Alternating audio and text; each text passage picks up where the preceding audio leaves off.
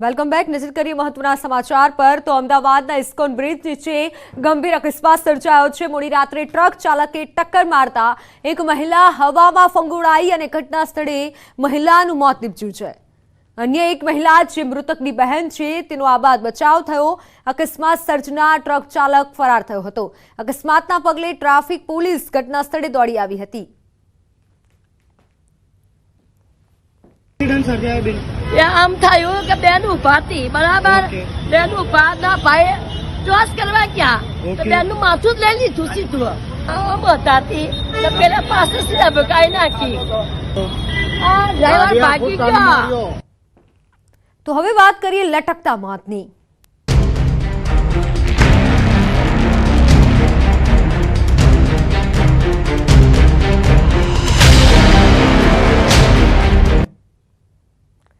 તો આ દ્રશ્ય છે મહીસાગર જિલ્લામાં, જ્યાં ઠેર ઠેર તોતિંગ વીજ પોલને લઈને ન્યૂઝ 18 ગુજરાતીએ કરેલા રિયાલિટી ચેકમાં ઠેર ઠેર તોતિંગ જોખમી વાયરો જ દેખાયા છે। લુણાવાડાથી માત્ર 1 કિલોમીટર દૂર મુખ્ય રસ્તા પર લોકોની ભારે અવરજવર રહેતી હોય છે, ત્યાં જ વીજ પોલ નમેલી હાલતમાં જોવા મળ્યો। ગામમાં લાઇટ આપવા પેનલ બોર્ડ મારવામાં આવ્યું છે, ત્યાં ફ્યુઝની જગ્યાએ ખુલ્લા વાયરો અને ખુલ્લે જોખમી લોખંડનું પેનલ બોર્ડ જોવા મળ્યું। એક તરફ અવરજવર માટેનો રસ્તો છે તો બીજી તરફ ખેતરો છે। અનેકવાર MGVCLના અધિકારીઓને રજૂઆત કરવા છતાં યોગ્ય પગલાં નથી ભરવામાં આવ્યા। અનેકવાર પશુઓ પણ મોતને ભેટ્યા છે, ત્યારે તંત્ર કોઈ માણસનો જીવ જાય તેની રાહ જોઈને બેઠું છે કે શું, તેવા અહીં અનેક સવાલ ઉઠી રહ્યા છે। તોતિંગ વીજ પોલને લઈને ન્યૂઝ 18 ગુજરાતી દ્વારા રિયાલિટી ચેક કરવામાં આવી રહ્યું છે। મહીસાગર જિલ્લાના મુખ્ય મથક લુણાવાડાથી માત્ર 1 કિલોમીટર દૂર આવેલું છે આ ગામ, કે જ્યાં આપને પરિસ્થિતિ દેખાડી રહ્યો છું। આપ જોઈ શકો છો કે આ જે ઇલેક્ટ્રિક થાંભલો છે તે નમી ચૂક્યો છે, ઉપર પેનલ બોર્ડ પણ લગાવવામાં આવી રહ્યું છે, પરંતુ કેટલું વજન છે અને જે ઉપર છે પથ્થર લગાવવામાં આવી રહ્યા છે। આપ જોઈ શકો છો કે બિલકુલ તોતિંગ હાલતમાં છે।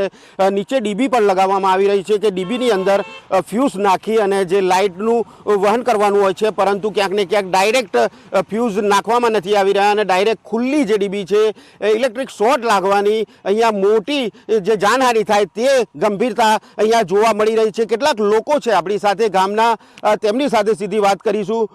શું કહેશો, આ કેટલા વર્ષથી આવી પરિસ્થિતિ છે અને કેટલી જાનહાનિ થઈ છે આ થાંભલાને લઈને? હવે આ તો સાહેબ વર્ષોથી આવું ચાલે છે।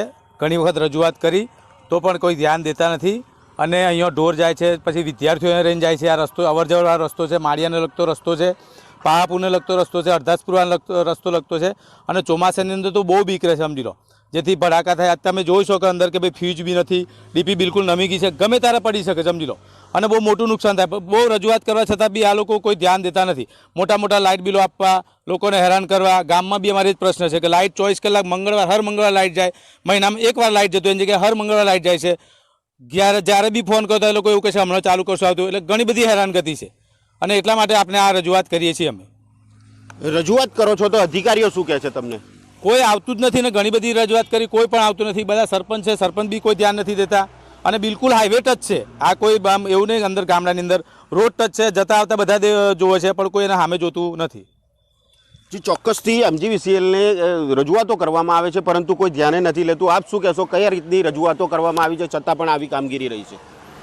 અહીં તો બહુ કર્મચારીઓ જીબી વાળાને બહુ વખત કહી પણ હજુ આવ્યા નથી અને આ રોડ છે આવી છે ડાયરેક્ટ કરીને જતા રહે છે એમ। જે ચોક્કસથી આવી રીતે જે વીજ પોલના જે થાંભલા છે તે જોવા મળી રહ્યા છે। ગ્રામ્ય વિસ્તારોની અંદર અનેક જગ્યાએ આવી રીતે તોતિંગ જે વાયરો છે તે નાખી દેવામાં આવે છે, કેટલા મૃત્યુ પણ થઈ રહ્યા છે, પરંતુ MGVCLને અનેકવાર જે રજૂઆતો છે તે કરવામાં આવી રહી છે ગામ લોકો દ્વારા, પરંતુ MGVCL ઘોર બેદરકાર દાખવી રહ્યું હોય તેવું લાગી રહ્યું છે। ત્યારે અન્ય કોઈ માણસની જો જીવ જાય તેની શું રાહ જોઈ રહ્યું છે તેવી અહીંયા પરિસ્થિતિ જોવા મળી રહી છે। મિતેશ ભાટિયા, ન્યૂઝ 18 ગુજરાતી, મહીસાગર। PGVCLમાં ભ્રષ્ટાચાર એ કોઈ નવી બાબત નથી। ભૂતકાળમાં અનેક કિસ્સાઓમાં બારોબાર સામાન સગેવગે કરવાની અનેક ઘટનાઓ પણ બની છે। ત્યારે ભાવનગર વીજ કંપનીના સ્ટોર વિભાગમાં 12 લાખનો ગોટાળો થયાનો મામલો બહાર આવ્યો। PGVCLના સ્ટોરમાં ઇલેક્ટ્રિક માલનો હિસાબ ન મળતા તપાસનો ધમધમાટ શરૂ થયો। 12 લાખના નટ બોલ્ટનો હિસાબ ન મળતા સુપ્રિન્ટેન્ડિંગ એન્જિનિયરે સ્ટોર કીપર ચિરાગ ત્રિવેદીને નોટિસ ફટકારી છે। આ ઘટનામાં અધિકારીઓની સંડોવણી હોવાની શંકા વ્યક્ત કરાઈ છે। રિપોર્ટ હવે 1-2 દિવસમાં અમને આવી જશે.